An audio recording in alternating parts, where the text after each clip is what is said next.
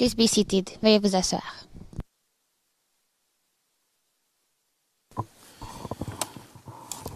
Good afternoon.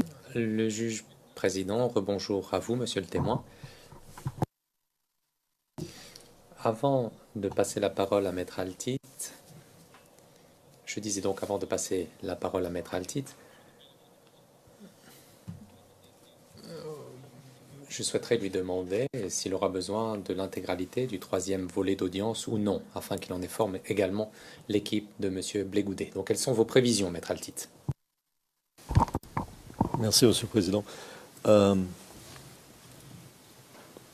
Oui, je pense que j'aurai besoin de la session d'1h30 et je ne pense pas déborder de l'heure et demie, sous réserve d'un certain nombre de facteurs, mais grosso modo, ça devrait être à peu près dans l'heure et demie.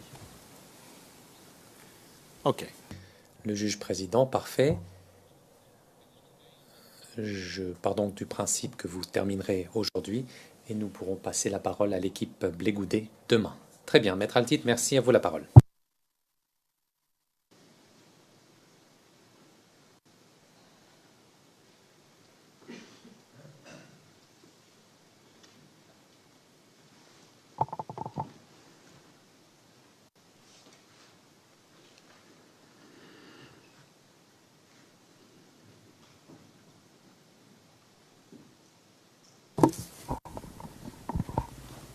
Bonjour à nouveau, Monsieur le témoin.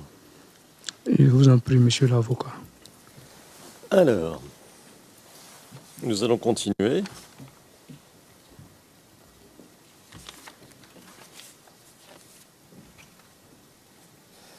Je voudrais vous poser quelques questions rapides sur l'incident que vous nous avez décrit.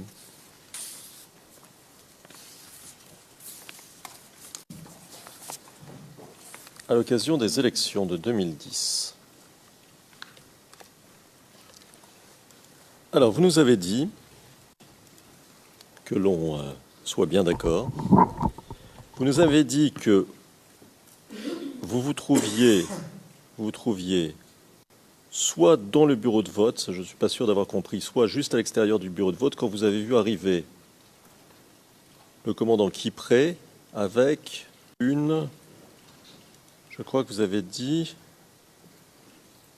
18 soldats. Est-ce que c'est ça?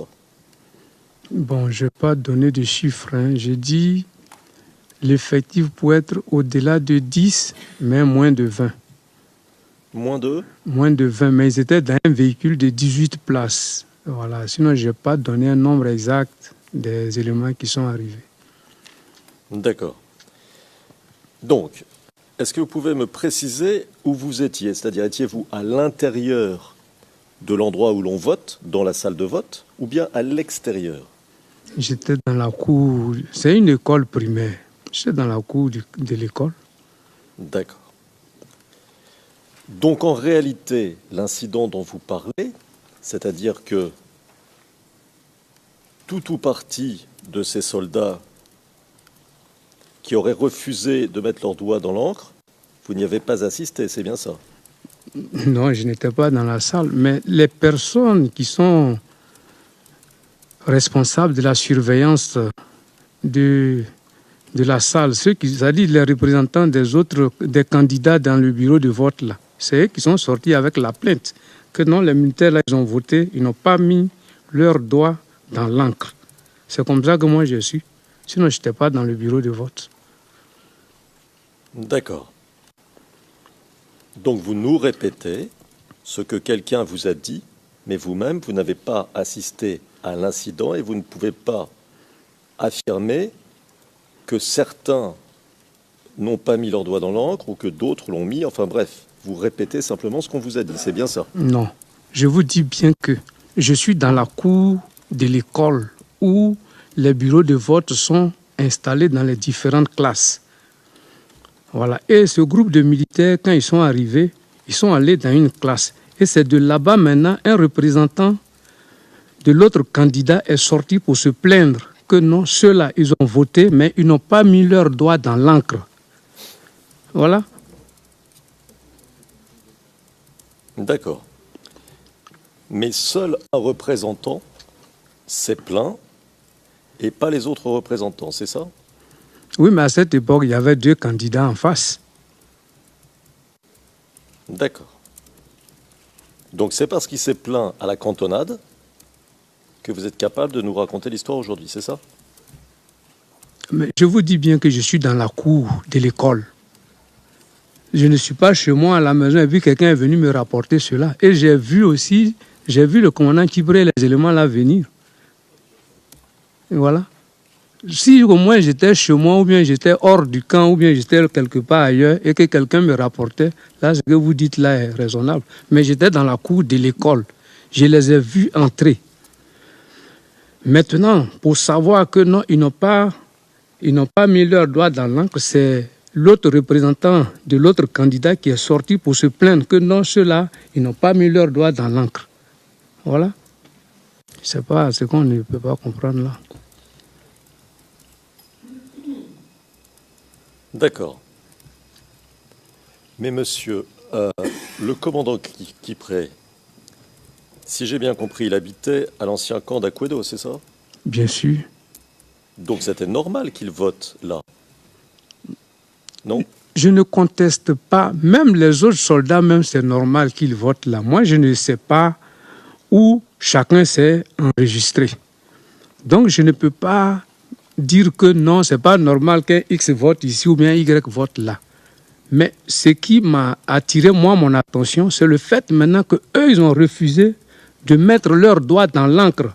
Parce que c'est le doigt dans l'encre, puisque l'encre-là ne quitte pas le doigt dans l'immédiat.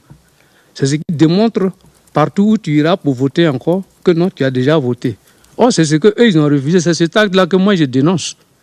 Sinon, je ne dis pas que non, un X a voté ici, un Y a voté là-bas. Ça, moi, je n'ai pas participé à leur enrôlement, donc je ne peux pas savoir qui doit voter dans le centre de l'école primaire d'Akwedo village ou bien qui ne doit pas voter. Ce n'est pas ce que j'ai dit. Ce que je dénonce, c'est le fait qu'ils ont voté et ils ont refusé de mettre leur doigt dans l'encre. Pourtant, leur vote est déjà compté. Or, le fait que le doigt n'est pas imbibé d'encre, ils peuvent encore aller voter ailleurs. Voilà ce que je dénonce. D'accord. Mais en réalité, vous ne savez pas, vous n'avez aucune idée. Vous ne savez pas s'ils sont allés voter ailleurs, n'est-ce pas? Non, ça, je ne peux pas l'affirmer. Mais le fait que déjà, ils refusent d'imbiber leurs doigts dans l'encre, ça sous-entend que ça peut être possible.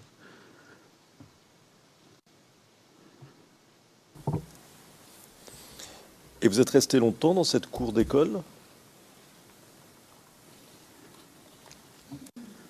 Mais après leur départ, effectivement, quand j'ai parlé avec le grand frère du commandant Kipré, qui était le représentant du LMP dans ce bureau de vote, je suis retourné à la maison et je suis parti chez moi.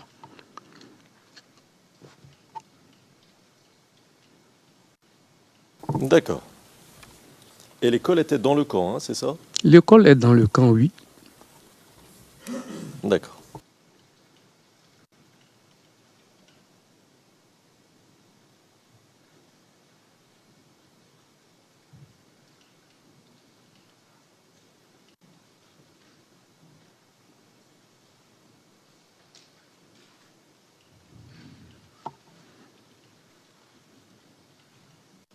Parler, monsieur, du sous-groupement tactique des forces terrestres. Vous vous souvenez? Bien sûr. C'était quoi les missions du sous-groupement tactique? Bon, vous savez, un militaire ne peut connaître les missions d'un groupe seulement quand lui-même il est dans le groupe. Voilà, donc, mais ce qui est sûr, le sous-groupement tactique recevait les ordres du commandant des forces terrestres. Le sous-groupement tactique, ce n'est pas quelque chose de nouveau. Ça a été créé depuis le général Feu Adou Akafou. Et le général Deto est venu continuer avec. C'est seulement les têtes que chaque comté a changé. D'accord. Mais ça, vous nous l'avez déjà dit, je crois. Donc, ma question est simple. C'est, alors peut-être qu'on peut la formuler un peu différemment. Quel type de mission devait remplir le sous-groupement tactique? Si vous savez, vous nous dites. Si vous ne savez pas, vous nous dites, je ne sais pas. Bon. À la création du sous-groupement tactique, c'était comme une force un peu spéciale. Donc, il recevait les ordres du commandant des forces terrestres. Mais je peux répondre exactement à vos questions, à cette question si, comme j'étais membre du sous-groupement tactique, mais je n'ai jamais été membre du sous-groupement tactique. Donc, m'arrêter là et puis dire spécifiquement quelle était leur mission, je ne peux pas mentir, je ne sais pas. D'accord.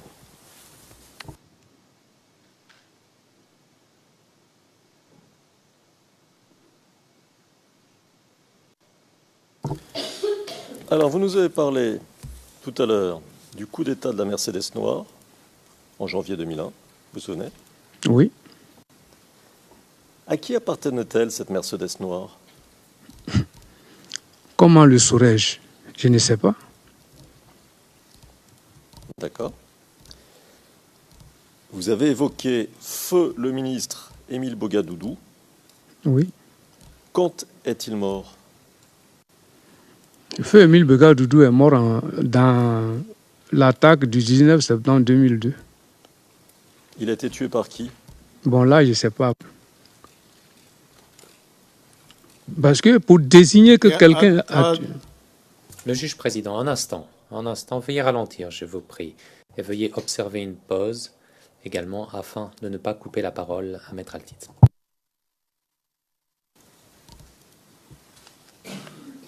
Allez-y, allez-y. Ok, donc je dis que je ne sais pas qui l'a tué. Parce que pour savoir qui a tué qui, il faut vraiment être sur le théâtre des opérations. Donc je ne sais pas.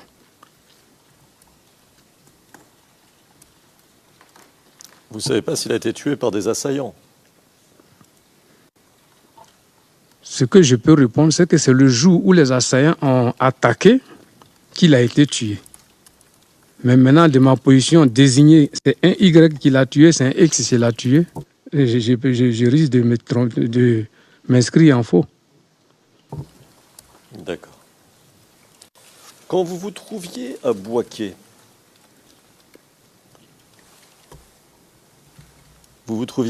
lors de l'attaque de septembre 2002 menée par les assaillants.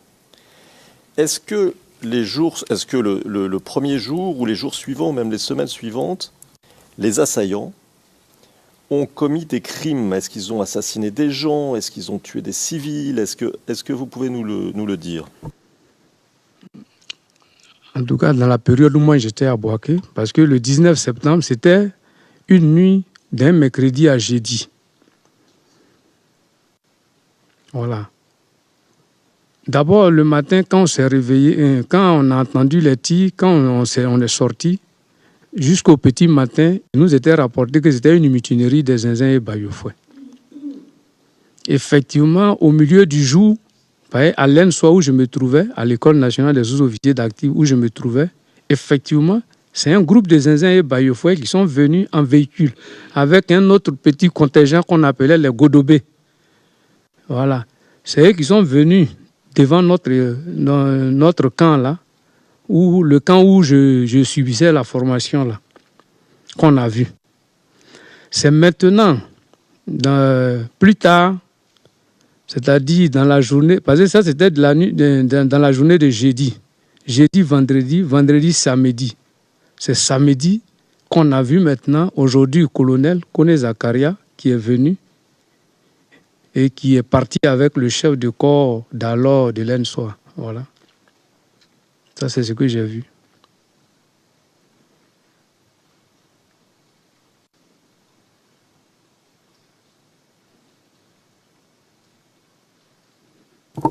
Mais à votre connaissance, ces assaillants, ils ont commis des crimes? En tout cas, pendant que moi j'étais à Bouaké, je n'ai pas entendu de crimes particuliers commis par les assaillants. Voilà. Puisque je suis resté à Bouaké et le groupe, mes collègues d'Akwedo, c'est-à-dire du 1er BCP, du 1er bataillon, du bataillon blindé et du Baza, sont rentrés à Bouaké jusqu'au niveau de l'ENSOA dans la nuit de dimanche à lundi. Et ce qui m'a fait comprendre que c'était eux, cette nuit-là, les coups de feu que j'entendais, parce que je me suis réfugié dans le quartier Belleville 1, qui n'est pas très loin de l'École nationale des sous-officiers d'actifs, chez un ami qui s'appelle Boni, qui est militaire aussi. Et à celui-là, j'ai dit vers les heures du matin que non, les coups de feu qu'on a entendus la nuit, là, je suis convaincu que c'est les militaires d'Abidjan qui sont rentrés. Donc, il faut qu'on les rejoigne. Mais tu m'accompagnes jusqu'à une certaine distance. Vous pouvez m'attendre là, nous étions 3. Vous pouvez m'attendre là. Moi, je vais sortir vers le monastère. Quand je verrai la route, si possible, si vous ne me voyez plus revenir, donc fuyez, ça veut dire qu'on m'a tué.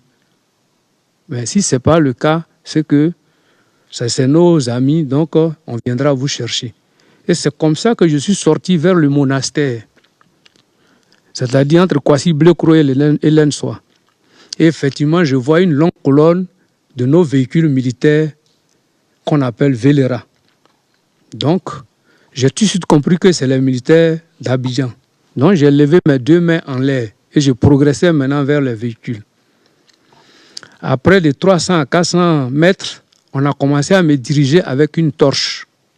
Voilà, quand on fait signe à la torche, je vais à gauche, je vais à droite, en fonction du signe que la torche me faisait. Et effectivement, quand j'approchais, beaucoup parmi eux m'ont reconnu que ah ouais, c'est Bob. C'est comme ça que j'ai réintégré le groupe. Et je leur ai dit que non, je suis avec des amis. Mais ceux-là, ils avaient fait le grand tour pour aller passer par le lycée des jeunes filles. Et on a tous rejoint ce groupe qui est venu d'Abidjan. Voilà. D'accord. Alors, on va passer à un autre point. Vous nous avez dit hier, et je vais vous lire. Je vais lire ce que vous nous avez dit. Ce sont les transcrits français, page 182. Pardon.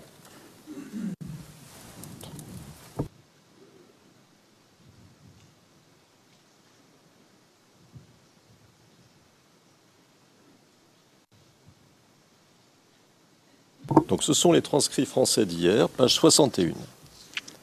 Alors je cite, et c'est une question que vous pose la représentante de l'accusation. Et je cite, donc, à part ce que vous avez fait, surtout récemment, au sein du premier BCP, avant l'élection de 2010, est-ce que vous aviez aussi une occupation dans le privé? C'est la question qu'elle vous pose. Et vous répondez, je cite, « Avant 2010, effectivement, on a été contacté par... » Alors, c'est peut-être pas tout à fait la bonne prononciation, Monsieur Ellingan, qui était... Alors là, c'est pas très clair. Qui était le maire d'Aboissou, paix à son âme. Et effectivement, les cadres du PDCI, quand ils étaient en difficulté, ils nous faisaient signe pour qu'on les aide à se rassurer. Ou bien on les accompagnait aussi souvent dans leurs déplacements. Fin de citation.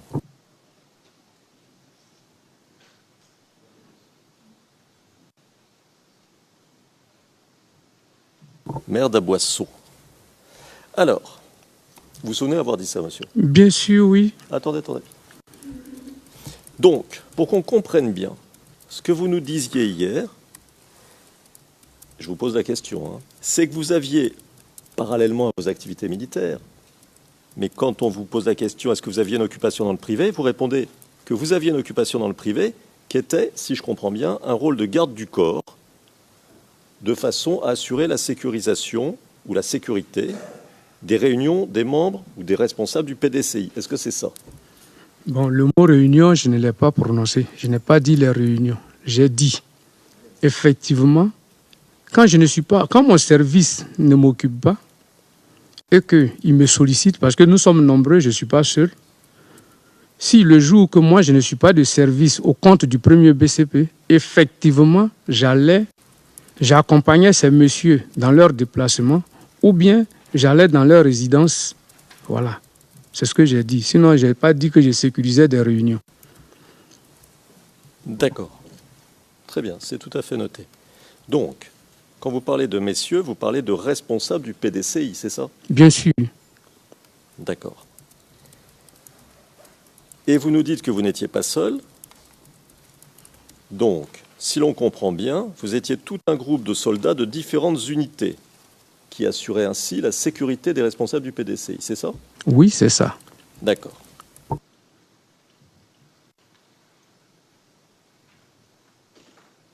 Alors, quel était le point commun entre ces soldats dont on parle maintenant, ces soldats de différentes unités? Qu'est-ce qu'ils avaient en commun? Pourquoi est-ce qu'ils faisaient ça? Est-ce qu'ils avaient en commun leur engagement politique, par exemple? Bon, l'engagement politique, là, je ne peux pas vous l'affirmer. Mais réellement, vous savez que le soldat ivoirien, il est en difficulté. Il n'a même pas, ça dit, il ne peut même pas joindre les deux bouts du mois même. Or, ces messieurs, quand on les accompagne, ils nous donnent quelques moyens pour pouvoir combler nos vides.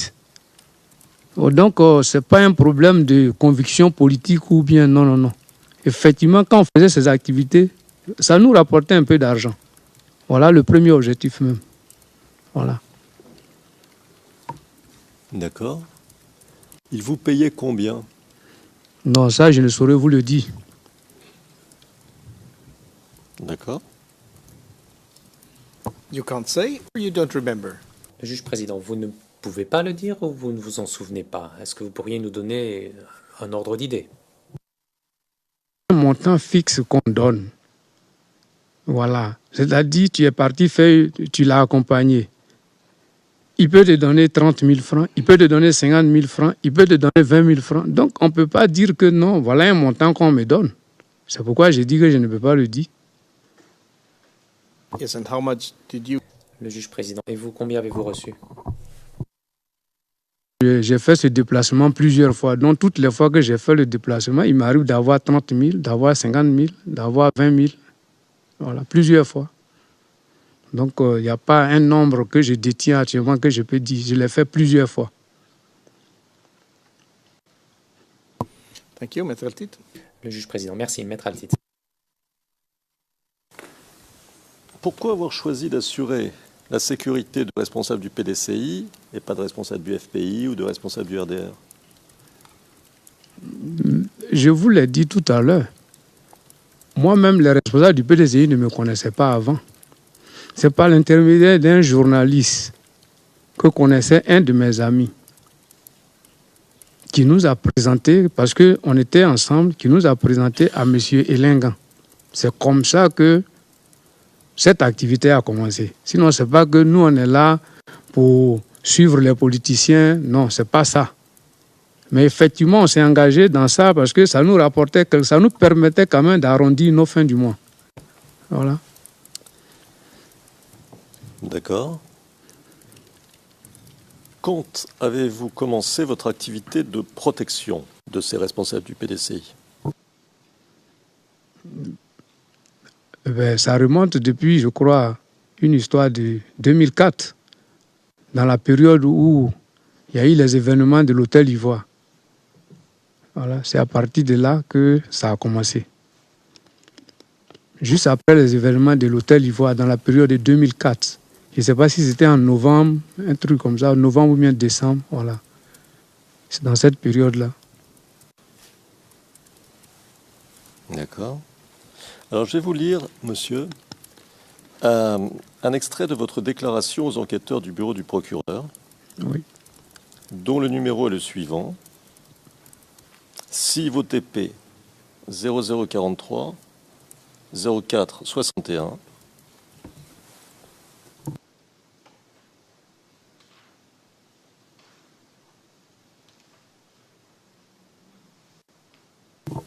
R04 page 0502.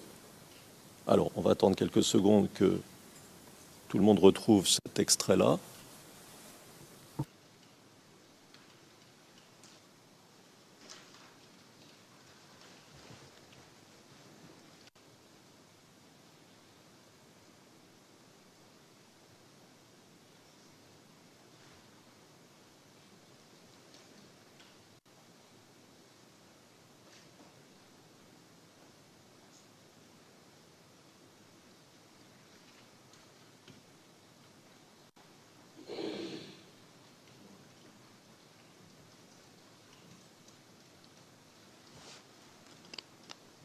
Alors, c'est au paragraphe 169. Je vais citer ce que vous disiez aux enquêteurs du bureau du procureur.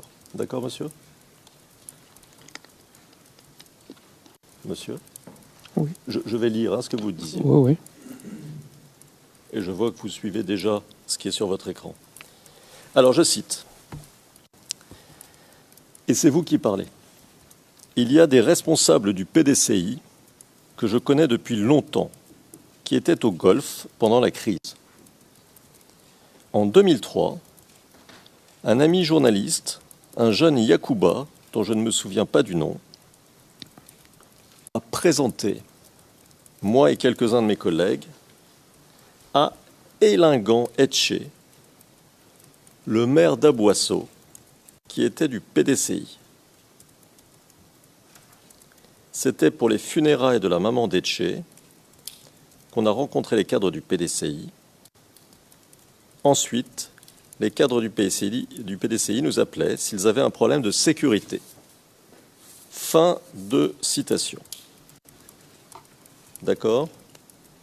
Alors, première question, est-ce que ça vous rafraîchit la mémoire? Vous nous avez parlé de 2004, ici on parle de 2003. Quelle est maintenant, à votre souvenir, la période? Oui, mais en fait, 2003, là, je ne faisais pas parce que la question que vous m'avez demandé à quel moment j'ai commencé à faire l'émission pour eux. C'est ce que j'ai dit, c'est en 2004. Voilà. Sinon, 2003, effectivement, c'est la rencontre. D'accord. Et vous dites, à propos de ces responsables du PDCI que vous connaissez depuis longtemps, ils étaient au Golfe pendant la crise. Alors, est-ce que vous pouvez nous dire qui sont ces responsables du PDCI qui étaient au Golfe pendant la crise?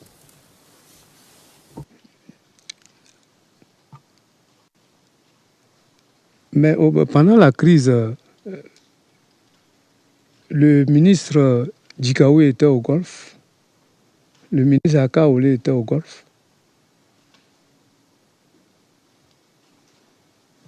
Voilà. D'accord.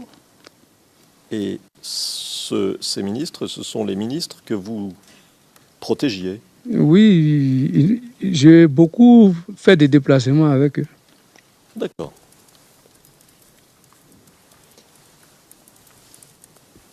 Donc, vous commencez votre activité de protection, vous venez de nous dire en 2004, c'est ça? Oui. D'accord. Et si j'ai bien compris ce que vous avez dit hier, vous l'avez continué pendant la crise. C'est ça?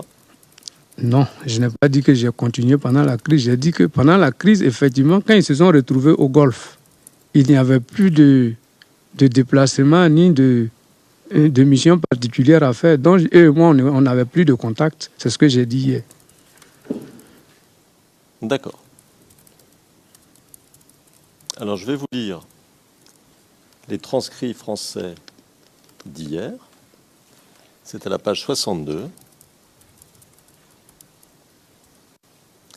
Et c'est à la ligne 12.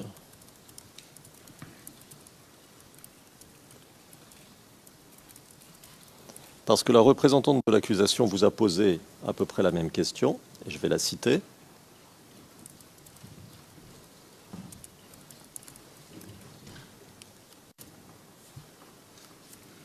Alors, question, et vous avez poursuivi cela après l'élection de 2010-2011, ou bien vous avez arrêté? Et elle parlait de votre activité de protection, bien sûr. Et vous répondez, je cite, ligne 14, par exemple, au premier tour et au second tour des élections, effectivement, moi j'ai accompagné M. Maurice Kakou, et nous étions même dans son village où nous avons eu... Alors, c'est pas très clair, monsieur, parce que c'est un transcrit un peu... C'est le premier jet du transcrit, si vous voulez. Nous avons...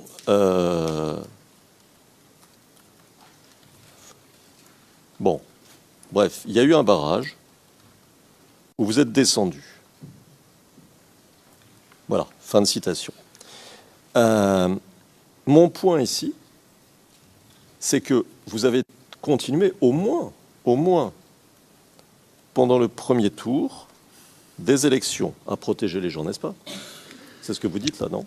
Pendant le premier tour des élections, effectivement, c'est pas autre cadre même, c'était le ministre Djikaoui. C'est avec lui que j'étais.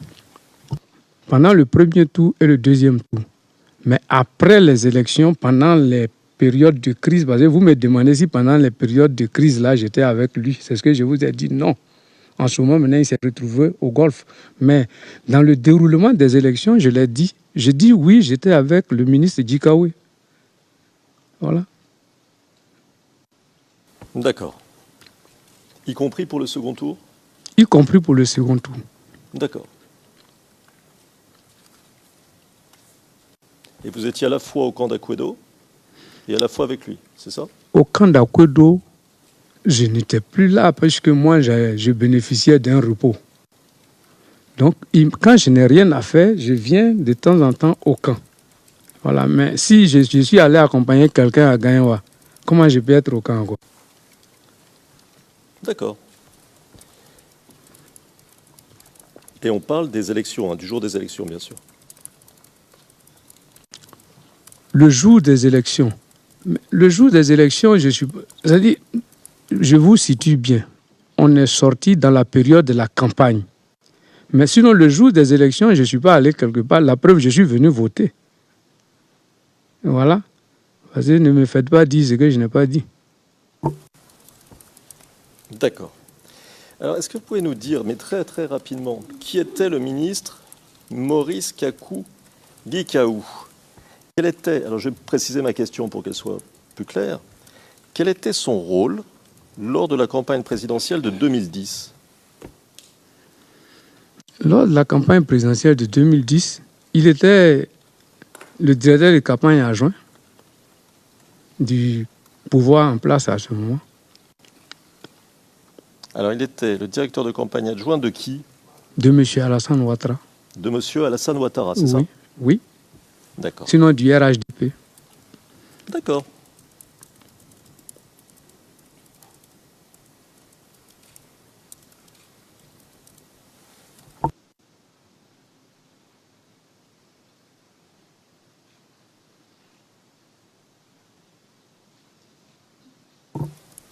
Est-ce que vous avez assuré la sécurité du général Ouassenan Koné? Merci. Effectivement, le général Ouassenan Koné, comme notre groupe était connu par les cadres du PDCI, quand il a été nommé coordonnateur du PNDDR, c'est ainsi, pour quand même nous être reconnaissants, il nous a tous appelés au PNDDR. Donc, on montait la garde dans sa résidence et quelques-uns dans le bureau du PNDDR. Voilà comment on peut peut-être dire que j'ai assuré sa sécurité. Voilà. D'accord. Il est devenu quoi, le général Ouassenan Koné? Il était devenu le coordonnateur du programme national PN, programme national de désarmement, de réexception, PNDDR, désarmement, démobilisation, désarmement, réinsertion. Voilà. D'accord. Il a été élu député? Non. Il était député, oui. Député quoi? Député PDCI. Alors, vous nous avez dit hier qu'après la victoire d'Alassane Ouattara, donc après avril 2011, ce n'était plus indispensable d'assurer la protection des personnes dont vous parliez, dont nous venons encore de parler. C'est bien ça? Oui. D'accord.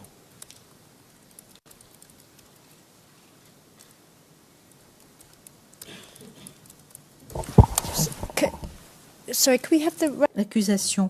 Pourrions-nous avoir la référence? Je ne vois pas de référence au fait qu'en avril 2011, il y avait plus de besoin de protection. Je ne vois pas cela sur la transcription. Alors, bien entendu.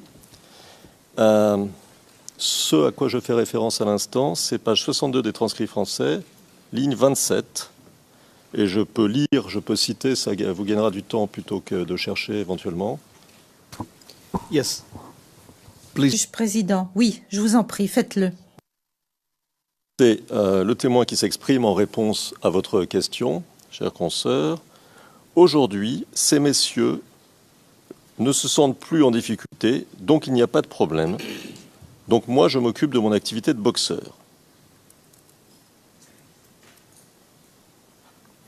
Et si vous voulez une référence sur ce dont nous parlions juste avant, c'est un peu plus haut, je crois que je l'avais déjà donné, mais enfin je peux la redonner, c'est un peu plus haut, toujours page 62 des transcrits français, ligne 21, le témoin disait, et je cite, « Mais après, maintenant les élections, quand on a donné les résultats, effectivement, tous ces cadres, maintenant, étaient au golf, et donc nous, on était chez nous, voilà. » Fin de citation.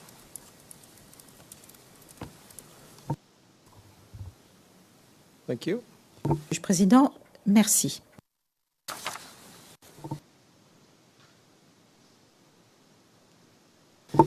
Alors, monsieur, je crois vous avoir posé la question tout à l'heure de savoir si vous étiez rendu au golf. Il me semble, et vous m'avez dit non, n'est-ce pas? C'est ce que j'ai dit, oui. D'accord. Alors la question, pourquoi ne pas vous être rendu au golf? Ah, mais je vous l'ai dit au commencement. Moi, j'ai près de 11 amis qui sont venus chez moi. Et ma famille, c'est-à-dire ma femme et mes enfants. Je ne peux pas abandonner tout ce monde-là pour aller au golf. Si je suis au golf, je ne sais pas ce qui se passe derrière moi. Surtout que toutes les nuits, ça tire derrière ma maison. Si on sait que je suis au golf, je ne sais pas ce qui va se passer. Donc, je ne suis pas allé au golf.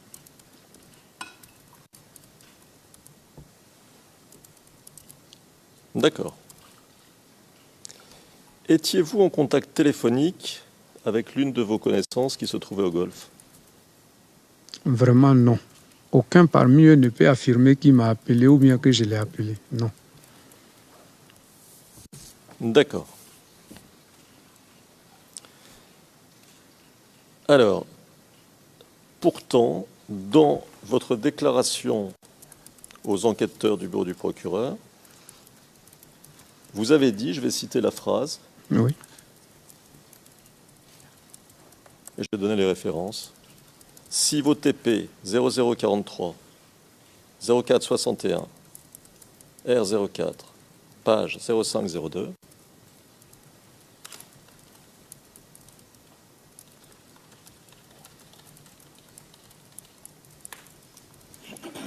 était paragraphe 172, je cite, « Un jour, pendant la période du blocus du Golfe, le ministre Aka Aoulé m'a appelé pour que je l'aide à sortir du Golfe. Mais je n'y suis pas allé car ça m'aurait mis en danger. » D'accord. Et après, vous dites ce que vous nous avez dit à l'instant. Donc, fin de citation. Donc, vous avez reçu au moins un appel téléphonique du Golfe. Bon, n'est-ce pas? Effectivement, peut-être j'avais oublié. Sinon, je ne suis pas allé au golf. Ça, c'est réel. D'accord. Est-ce que certains des militaires que vous connaissiez, peu importe leur rang, que vous connaissiez personnellement, étaient au golf?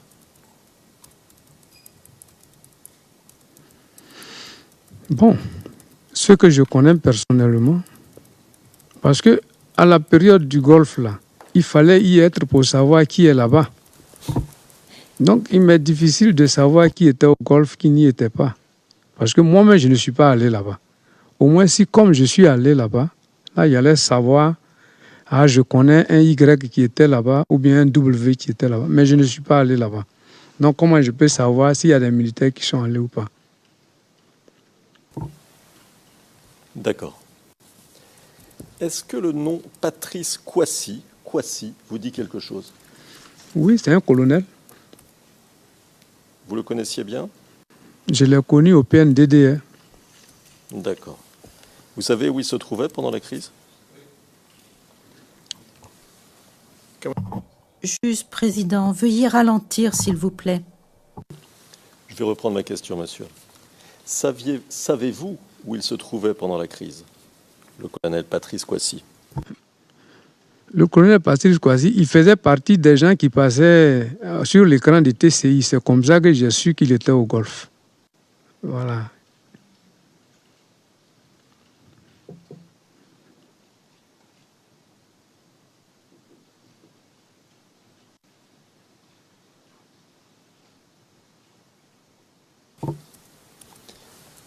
Alors, monsieur, est-ce que des responsables du PDCI qui se seraient trouvés au Golfe ou ailleurs pendant la crise vous ont demandé d'accomplir pour eux des missions, par exemple de leur donner des informations sur les mouvements des troupes gouvernementales? Excuse me. You have the mic. Juge président, excusez-moi, il y a le micro.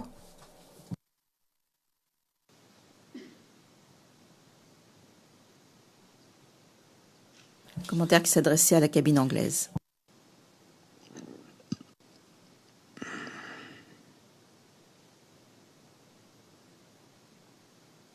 Allez-y, monsieur, vous pouvez répondre. Non, reprenez la question.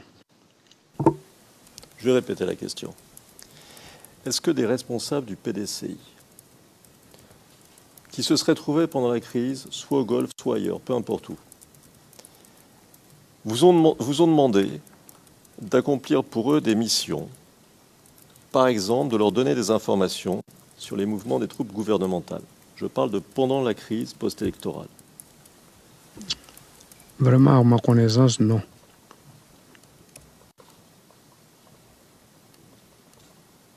D'accord.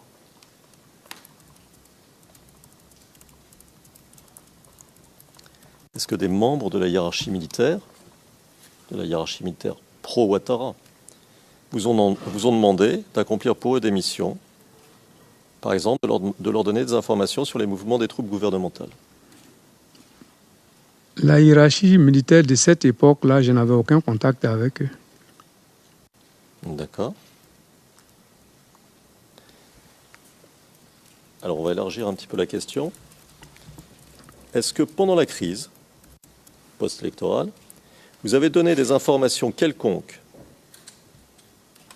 à quiconque sur ce qu'il se passait au camp d'Aquedo et plus particulièrement sur ce qui se passait au premier BCP? Vraiment, je n'ai... D'abord, même dans la période de la crise, là, moi, je n'avais aucun contact avec une autorité. Hein. Voilà, ni autorité militaire du camp Ouattara, ni autorité militaire. Je n'avais aucun contact avec quelqu'un. Donc, personne ne m'a demandé de lui donner des informations ou bien des renseignements, non. D'accord. Est-ce que vous avez essayé, monsieur, de convaincre certains des militaires de votre connaissance de déserter? Bon, vraiment, je ne vois pas. Je ne sais pas à qui j'ai dit de déserter ou bien, je ne sais pas, vraiment non, je ne l'ai jamais fait. D'accord. Hier, vous nous avez parlé d'un discours, je crois que vous en avez encore parlé aujourd'hui, qu'aurait tenu le commandant Mel Brice lors de la crise.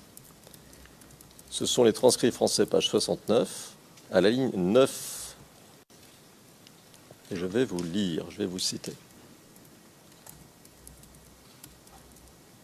Alors,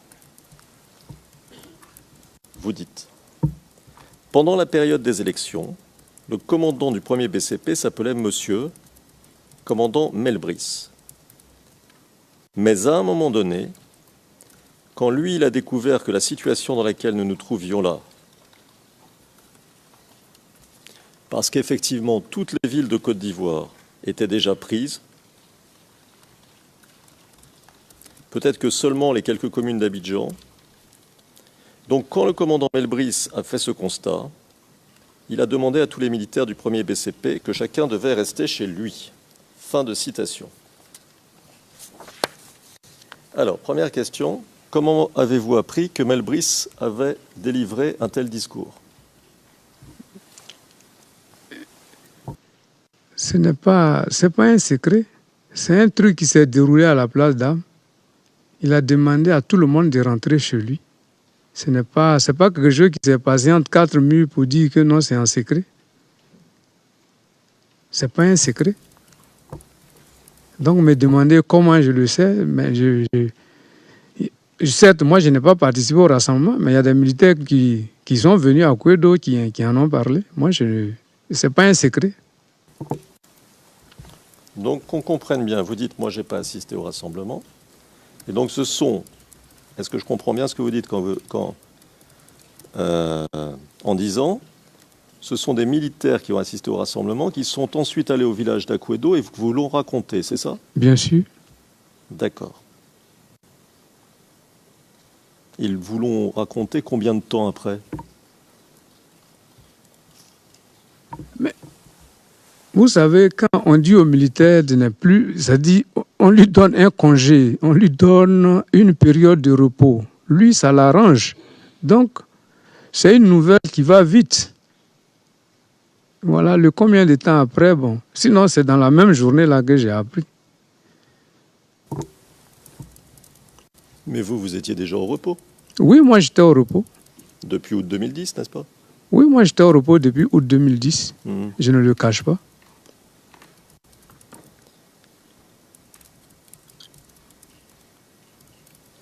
Et vous avez trouvé cet ordre normal? Mais bien sûr que oui, parce qu'il voulait préserver la vie de ces militaires-là. D'accord. Lorsque vous lui faites dire, les villes de Côte d'Ivoire étaient déjà prises, elles étaient prises par qui? Mais par ceux qui étaient frustrés de leur pouvoir, donc ils venaient prendre leur pouvoir. Et c'est qui? Les FSI.